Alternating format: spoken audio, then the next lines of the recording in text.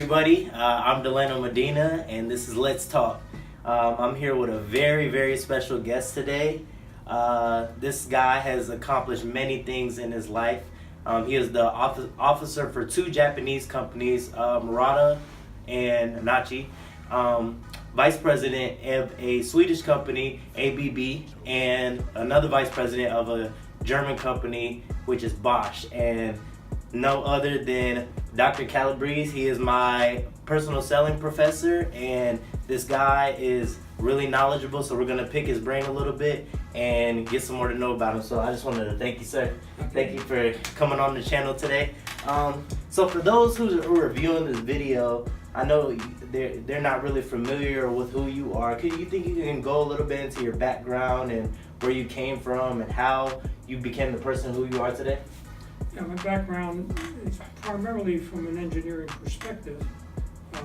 My undergraduate is engineering. Okay. I have a doctorate also in engineering, and I have all the business courses and an MBA. So my background from that perspective is I have both a strong engineering background and a strong business background. The schools I went to are Drexel University in Philadelphia, which is probably one of the top engineering schools. My doctorate from the University of Pennsylvania, and my MBA is from Eastern Michigan in Michigan. What I bring to the table a lot is this capability of not only having the academic credentials, but also the experience credentials that you talked about. Both of them working for large technology types of companies have been a tremendous advantage. So you have one of the things, as you know, that I talk about with a lot of my students, the idea is that you have to have skills that the market wants. Mm-hmm. And with the growing economy we've had over the last 2 years, you see that anyone that has good skills in engineering and technology and business and marketing and accounting, all these types of skills that are necessary, they can do quite well in this type of economy.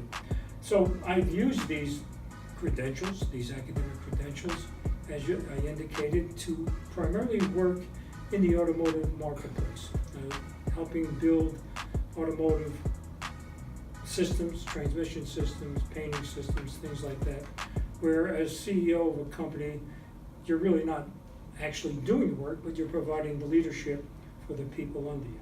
So I've been able to utilize those types of credentials in these international companies. And the primary focus of these companies was to create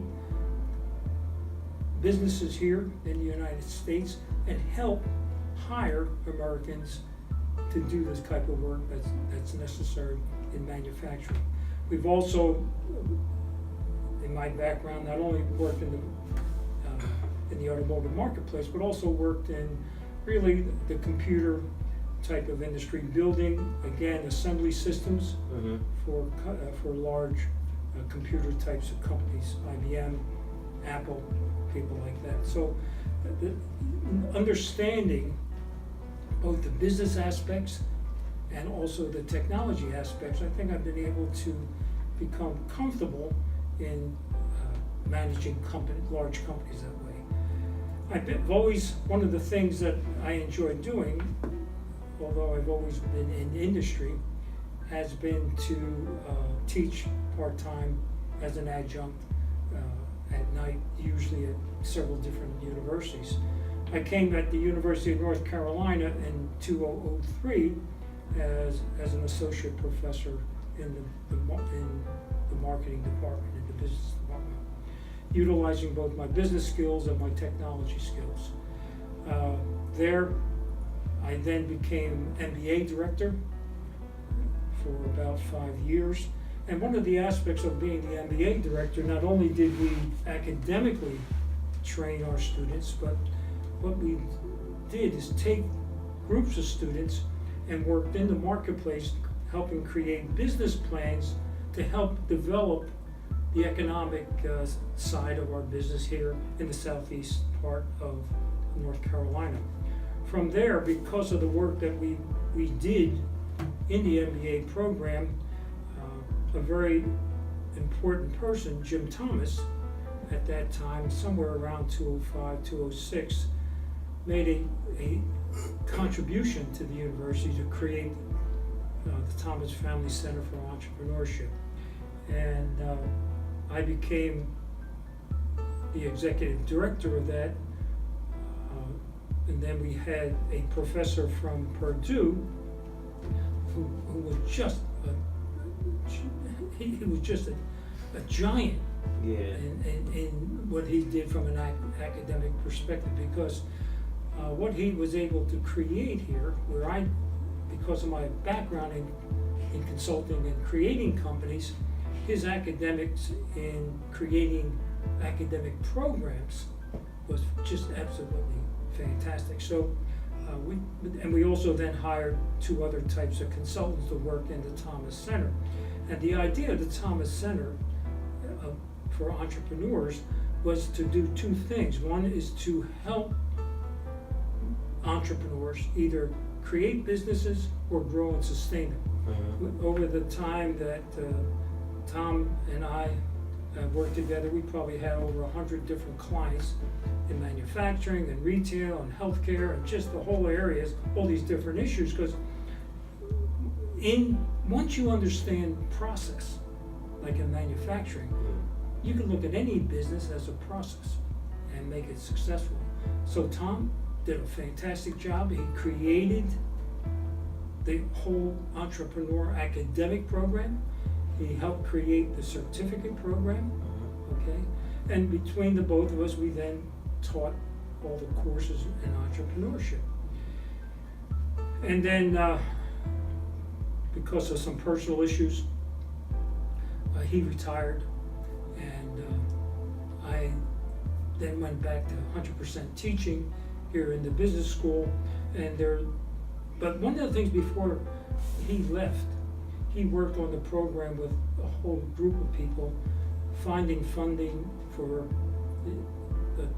which I guess now is called a hub. The hub, yeah, entrepreneurship hub. It's a new hub. Yeah. And help provide the funding to create that incubator there. And so he just was a giant of a person and be able to put together and work on proposals to provide the funding for that. Now it's called an entrepreneurship hub. Where it was, okay, so that's kind of where we came from.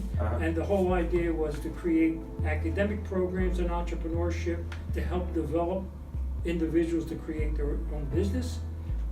And then on the other side is providing the consulting services necessary to help grow the new businesses here in Southeast North Carolina.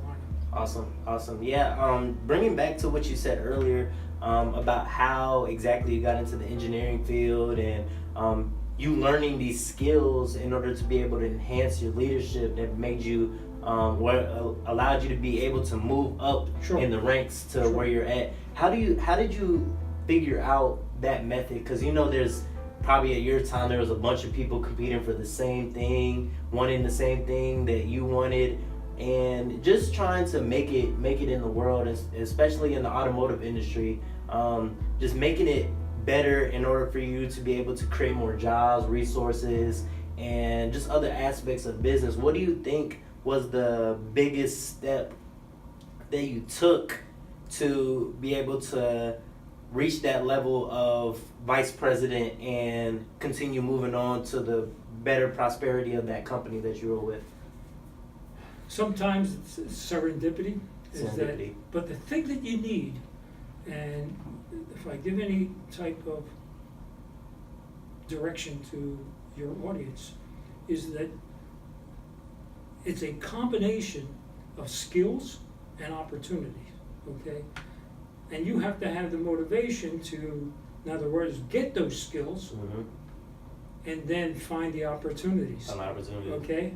And so many times that I look back in how I was promoted, situations occurred where they needed a CEO that understood the automotive marketplace, which I had those skills, so I knew the industry. You have to understand the industry you're in, okay? You have to understand the market to which that industry supports, and then you have to have skills. And it happened that I had the proper engineering and business skills necessary to move up. And so that combination of business acumen and technical acumen gave me the opportunity, gave me the capability to go after opportunities are there. So you have to have, again, the skills, opportunity, and the motivation to go after, use those to move up into the ladder within a company. Awesome, awesome.